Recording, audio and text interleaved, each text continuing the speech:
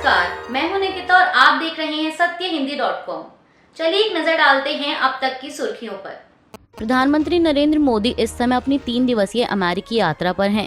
इस दौरान उन्होंने बुधवार को यूएन मुख्यालय में योग दिवस कार्यक्रम में भाग लिया और देशवासियों को भी संबोधित किया।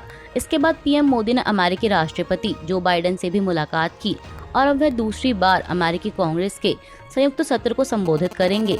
लेकिन इस बीच खबर सामने आई है कि अमेरिकी कांग्रेस के 2 सांसदों ने इस संबोधन का बहिष्कार किया है, जिनके नाम है रशीदा तलीब और इल्हान उमर। इन दोनों सांसदों ने पीएम मोदी पर अल्पसंख्यकों का हनन करने का आरोप लगाया है।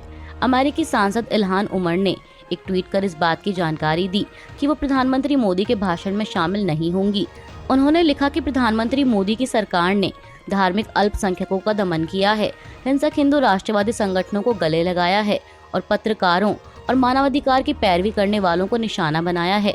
इसलिए मैं मोदी के भाषण में शामिल नहीं हो रही।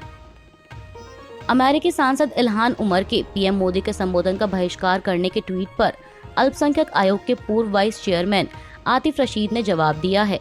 आतिफ रशीद ने ट्वीट कर लिखा कि मैं भारत के धार्मिक अल्पसंख्यक समुदाय से हूं, लेकिन मैं प्रधानमंत्री नरेंद्र मोदी के भारत में अपनी धार्मिक स्वतंत्रता और धार्मिक पहचान के साथ स्वतंत्र रूप से रहता हूं। यहाँ के हर संसाधनों में मेरी बराबर की हिस्सेदारी है। मुझे भारत में जो भी बोलना होता है, बोलने की आज़ादी है। भारत में मुझे जो लिखना है, लिखने की भी आज़ादी है।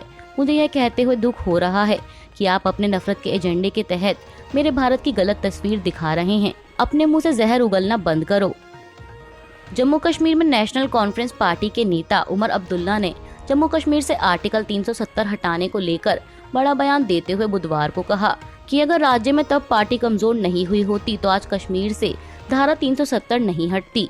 उन्होंने अपनी पार्टी नेताओं को संबोधित करते हुए कहा कि एक कड़वा सत्य है कि 5 अगस्त 2019 को केंद्र सरकार धारा 370 नहीं हटा पाती और लद्दाख को हमसे अलग नहीं कर पाती अगर राज्य में नेशनल कॉन्फ्रेंस राजनीतिक रूप से मजबूत होती।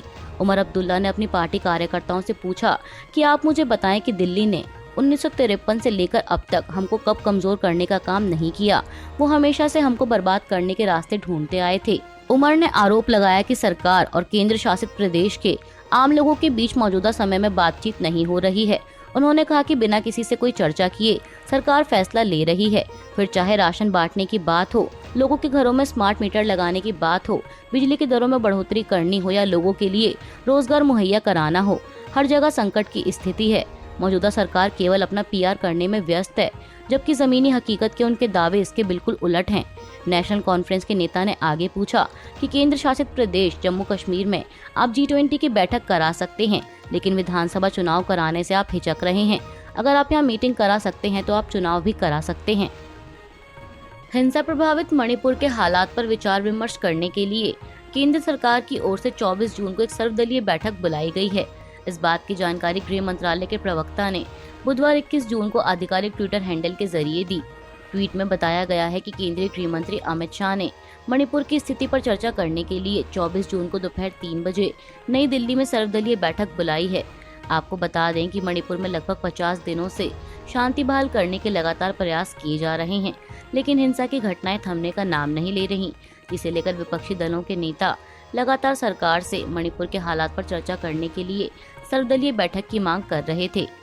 गौरतलब है कि करीब 1.5 महीने पहले मैतेई समुदाय को एसटी कैटेगरी में शामिल करने की मांग को लेकर कुकी और मैतेई समुदाय के बीच हिंसा भड़क गई थी, जिसमें अब तक 100 से अधिक लोगों की जानें जा चुकी हैं।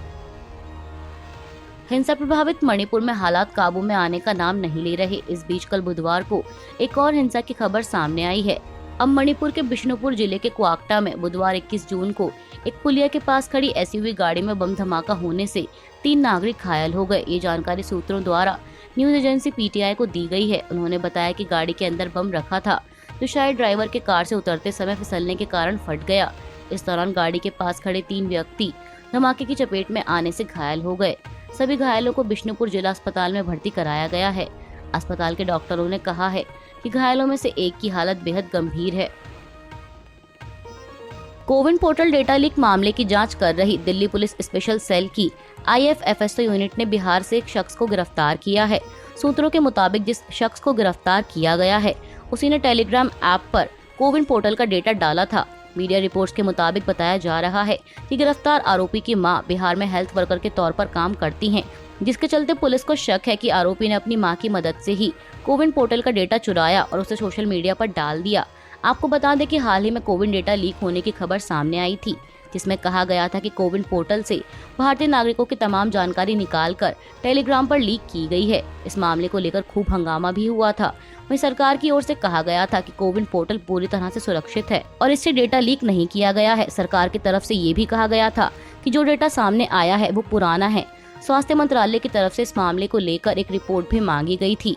वहीं विपक्ष ने इस मामले पर सरकार को घेरते हुए आरोप लगाया था कि सरकार लोगों की निजी जानकारी से खिलवाड़ कर रही है और इस सोशल मीडिया प्लेटफॉर्म्स पर आसानी से उपलब्ध हो रहा है। बता दें कि फिलहाल यह इस मामले की पहली गिरफ्तारी है। बंगाल में पंचायत चुनाव से पहले हो रही कथित हिंसा के मद्देनजर कोलकाता हाईकोर्ट ने बुधवार 21 जून को एक बार फिर राज्य चुनाव आयोग को केंद्रीय अर्धसैनिक बलों की संख्या बढ़ाने का निर्देश दिया है। आपको बता दें कि पश्चिम बंगाल में 8 जुलाई को एक ही चरण में 3 स्तरीय पंचायत चुनाव के लिए वोटिंग होगी। अदालत ने कहा कि पंचायत चुनाव के संचालन की निगरानी के लिए 24 घंटे के भीतर केंद्रीय अर्धसैनिक बलों की प्रस्तावित संख्या को बढ़ाया जाए। इतना ही नहीं, कोर्ट ने यहाँ तक कहा कि अगर चुनाव आयुक्त आदेशों को लागू नहीं कर सकते हैं तो वे पद छोड़ सकते हैं। बता दें कि पंचायत चुनाव की निगरानी के लिए लगाए गए अर्धसैनिक बलों के जवानों की मौजूदा संख्या लगभग 1700 है। इसे अपर्याप्त मानते हुए कोर्ट ने संख्या बढ़ाने का आदेश दिया है। अभी के लिए बस इतना ही। बाकी की खबरों के लिए बने रहिए सत्यहिंदी.com के साथ।